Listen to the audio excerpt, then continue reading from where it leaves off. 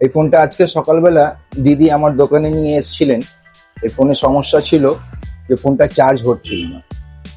তো জেনারেলি সবাই এটাই ভাবে যে এখানে যে চার্জিং পিনটা থাকে, যেখানে আমরা এই ডেটা কেবলটা ইনসার্ট করে চার্জ করি, এইভাবে সবাই এটাই ভাবে যে এই পিনটা নষ্ট হয়ে গেছে। কিন্তু এই ফোনে প্রবলেমটা এখান থেকে ছিল না, প্রবলেমটা মাদারবোর্ড থেকে ছিল এবং সেটাকে আমি ঠিক করে দিয়েছি। এখন ফোনটা একদম ভালোভাবে চার্জ হচ্ছে। দিদি এখানে পলতাই থাকেন, আর ওনার ফোনটা ওনাকে আমি দিচ্ছি। দিদি আপনার একটু চেক করে নিন ফোনটা,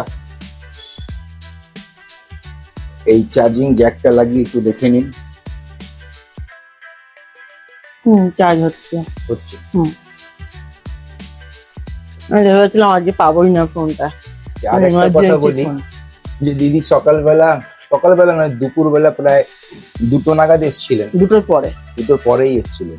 তো ওই মোটামুটি ধরুন 2:30 হবে, তাই তো?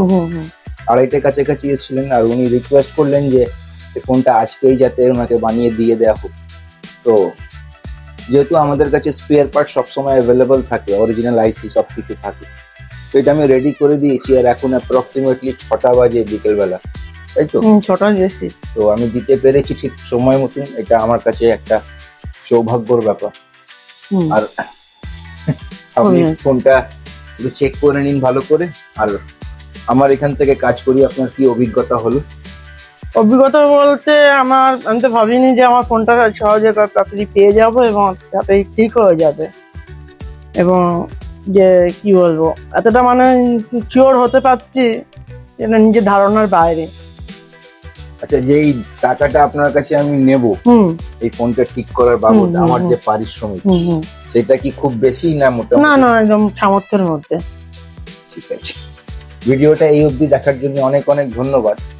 আর যারা ইচ্ছাপুর, ব্যারাকপুর, শ্যামনগর বা আশেপাশে কোথাও থেকে দেখছেন, তো আপনাদের যদি ফোনের ডিসপ্লে ভেঙে যায় তাহলে অবশ্যই আপনি আমার দোকানে আসুন। কারণ মাত্র 999 টাকা থেকে আমার দোকানে ডিসপ্লে অ্যাভেলেবেল আছে। আর আমি চেষ্টা করি যে সেম ডে ডেলিভারি দিয়ে দেবার। যদি আপনি সকালবেলা কোনো ফোন নিয়ে আসেন যার ডিসপ্লে ভেঙে গেছে এবং আপনি অরিজিনাল লাগাতে চাইছেন না, কপি লাগাতে চাইছেন, তাহলে অবশ্যই একবার আমার দোকানে আসুন। কারণ কি মাত্র 999 টাকায় ডিসপ্লে এত ভালো কোয়ালিটির আপনি আশা করি আর কোথাও পাবেন। ভিডিওটা এই অবধি দেখার জন্য অনেক অনেক